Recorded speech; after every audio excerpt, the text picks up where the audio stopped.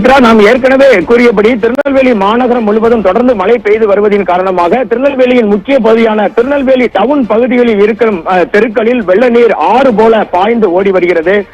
ஆதமணி தெரு, செண்பக பிள்ளை தெரு, வெள்ளந்தாங்கி பிள்ளையார் கோயில் தெரு, பெரிய தெரு, காட்சி மண்டபம் என திருநெல்வேலி டவுன் பகுதிகளில் அனைத்து தெருக்களிலுமே வெள்ள நீர் தற்பொழுது புகுந்துள்ளது.